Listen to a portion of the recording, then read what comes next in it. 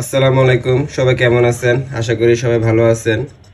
আমি অনলাইন থেকে এই সাম নামের এই হালুয়াটা মিক্সটা আমি অনলাইন থেকে পারচেজ করি। তো আমার ওয়াইফ এই জিনিসটা দেখে বললো যে এটা তো ঘরেই তৈরি করা যায়।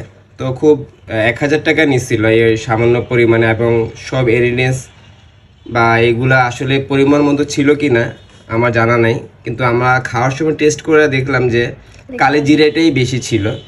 বাকি এগুলা কিশমিশটা 2-1টা পাইছিলাম, আর রসুন 2-1টা পিস ছিল, বাকিগুলা আসলে নাই বললেই চলে। তো আমার ওয়াইফ এই জন্য আমাকে এই সেম হালুয়াটাই আরও ভালোভাবে বেশি উপকরণ দিয়ে বানায় দিল। তো সম্পূর্ণ ভিডিওটি চলুন দেখি। এবং কেউ যদি এই হালুয়াটা আসলে নিজে তৈরি করতে চান, আমি ইউটিউব, ফেসবুক কোথাও আমি এটা বানানোর কোনো রেসিপি পাইনি, তো আপনাদের জন্য শেয়ার করলাম। তো ভিডিওটি দেখলে অবশ্যই আপনারাও এরকম হালুয়া নিজেদের ঘরে স্বাস্থ্যকর হালুয়া বানিয়ে ফেলতে পারবেন। তো সম্পূর্ণ ভিডিও দেখার অনুরোধ রইল। আসসালামু আলাইকুম, সবাই কেমন আছেন? আশা করি সবাই ভালো আছেন।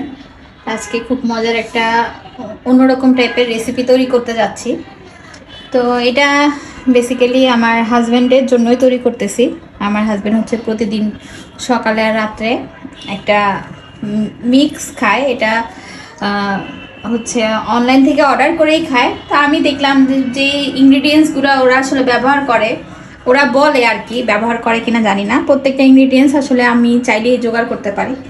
তো শুধু শুধু কেন আমি অনলাইন থেকে অর্ডার করে খাবো, চিন্তা করলাম আমি নিজেই বাসায় মেক করি। আর এই প্রত্যেকটা ইনগ্রিডিয়েন্টস হচ্ছে আমাদের সকলের জন্যই ভালো, বিশেষ করে যারা হচ্ছে ডায়াবেটিক্স রোগী আর যাদের হচ্ছে ঘরে বাচ্চা আছে, বাচ্চাদের ব্রেন ডেভেলপের জন্য আসলে এই প্রত্যেকটা ইনগ্রিডিয়েন্টস অনেক প্রয়োজন। তো আসলে সবারই খাওয়া উচিত। তো আজকে এই ইনগ্রিডিয়েন্টসগুলা মিলে হচ্ছে আমি একটা আচারের মতো, মানে মিক্সের মতো তৈরি করব। তো চলুন কথা না বাড়ায় আমরা রেসিপিতে চলে যাই। এই রেসিপিটার জন্য আমি নিছি হচ্ছে 3 ফল, অরিজিনাল যে মিশরের 3 ফল, তারপর হচ্ছে লাগবে হচ্ছে জয়তুন, মরিয়ম খেজুর, তারপর এটা হচ্ছে আজওয়া খেজুর, আর নিছি সাথে কিছু রসুনও লাগবে। এটা হচ্ছে 1 কোয়া দেশি রসুনগুলা, এগুলা নিছি, এটাই আসলে দিতে হবে। তারপর এখানে ড্রাই ফ্রুটের মধ্যে আমি নিছি হচ্ছে কাঠবাদাম, কাজু বাদাম, আখরোট, কিশমিশ, লাগবে হচ্ছে কালি জিরা, আর 2 রকমের সিড নিছি। এটা হচ্ছে সূর্যমুখীর বীজ, এটা হচ্ছে মিষ্টি কুমড়ার বীজ, আর কিছু হচ্ছে মশলা লাগবে। মশলার বলতে এখানে কয়েক টুকরা হচ্ছে দারুচিনি নিছি, লবঙ্গ নিছি, আর হচ্ছে এলাচ নিছি, আর লাগবে হচ্ছে জাফরান। আর এই পুরাটা যেহেতু এটা বলতেছি হালুয়া টাইপের হবে, তো এখানে আমি কোনো মিষ্টি ব্যবহারের জন্য আমি কোনো চিনি ইউজ করবো না। নিব হচ্ছে আমি 2 রকমের মধু নিছি, আমার বাসায় ছিল। একটা হচ্ছে কালিজিরা মধু, আর এটা হচ্ছে সুন্দরবনের যে অথেন্টিক যে ফ্লাওয়ারগুলো আছে এটার। আর পুরো রান্নাটা আমি করব হচ্ছে অলিভ অয়েলে। তো চলুন আমরা রেসিপিটি দেখি কীভাবে কী তৈরি করি। প্রথমে হচ্ছে আমি বাদামগুলা তেলে নিব।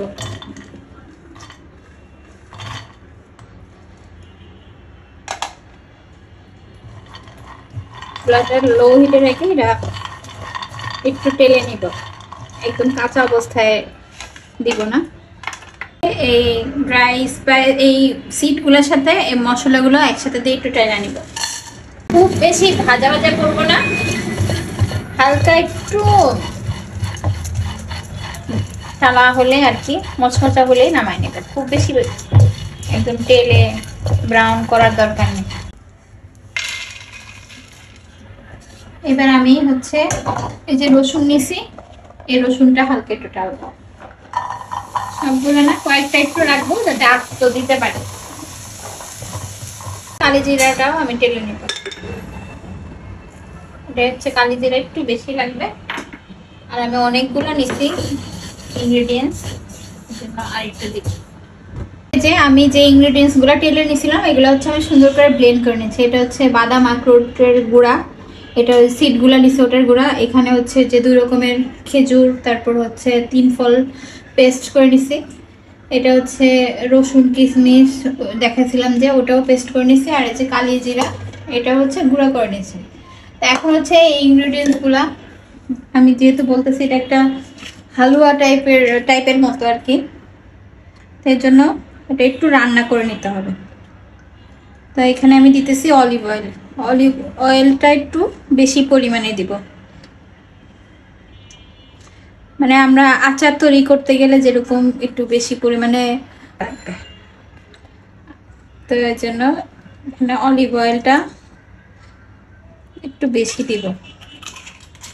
দিয়ে এর মধ্যে যে আমি যে গুঁড়াগুলা রাখছি, তেলটা একটু গরম হইতেছে, এই যে গুঁড়াগুলা এগুলো হচ্ছে এক এক করে সব দিয়ে দিব।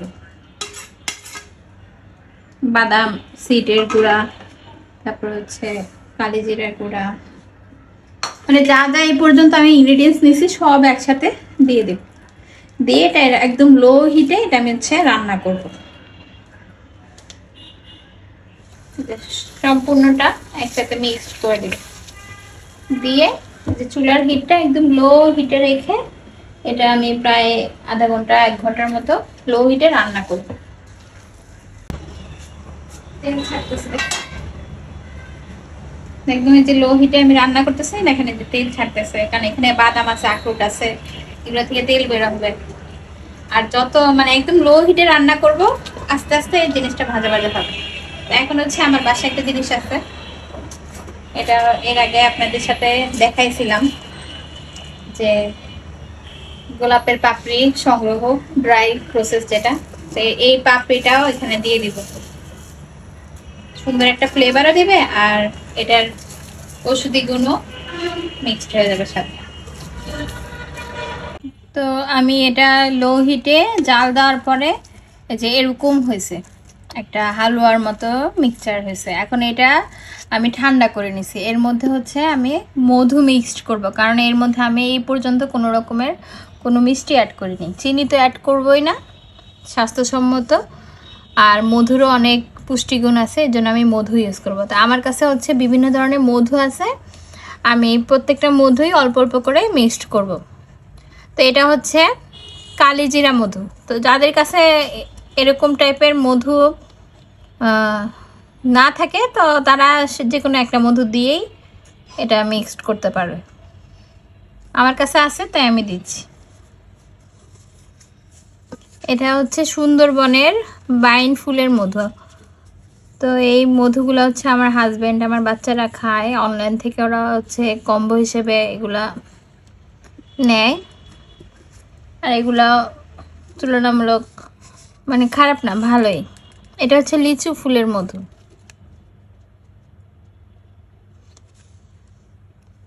সবগুলোই আমি পরিমাণ মতো দিয়ে দিব। এটা হচ্ছে সরিষা ফুলের মধু, এটা আমার ছোট বাচ্চাটা খুব বেশি খায় দুধের সাথে, তো এটা প্রায় শেষের দিকে, এটাও দিয়ে দিব।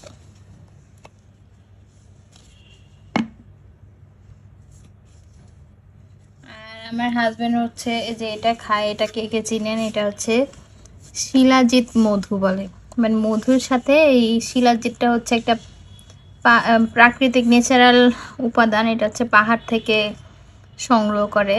যারা আসলে জানে তারা তো জানেই, যারা না জানে তাদের একটু ধারণা দিচ্ছি। এই শিলাজিৎটা বিশেষ করে কাশ্মীরি অঞ্চলে বেশি হয়, আর এটার অনেক বেনিফিট, আসলে আমাদের পুষ্টিগুণ আছে। এই সবগুলো দিয়ে এটা হচ্ছে আমি মিক্সড করব, করে কাচের বয়ামে এটা সংরক্ষণ করব। এটা সবাই খেতে পারে, বাচ্চারাও যদি খেতে পারে মানে চায় পুরা, তো ওদেরও দেওয়া যেতে পারে। এটার দেখলে নিত প্রত্যেকটা ইনগ্রেডিয়েন্টসই হচ্ছে খুবই আমাদের বডির জন্য খুবই উপকার। আর তো এই যে এটা আমি মিক্সড করছি, আমি কাচের বয়ামে এটা সংরক্ষণ করব। তো আজকে আর ভিডিও লম্বা করব না। তো আমার এই রেসিপিটি কার কেমন লাগছে, আর কেউ যদি আপনারা বাসায় এটা বানাতে চান, তো আমার এই রেসিপি ফলো করলে আপনারা খুব সহজেই এটা তৈরি করতে পারবেন। তো আমার এই রেসিপিটি কার কেমন লাগছে অবশ্যই কমেন্ট করে জানাবেন। তো সবাই ভালো থাকুন, সুস্থ থাকুন, আল্লাহ হাফেজ।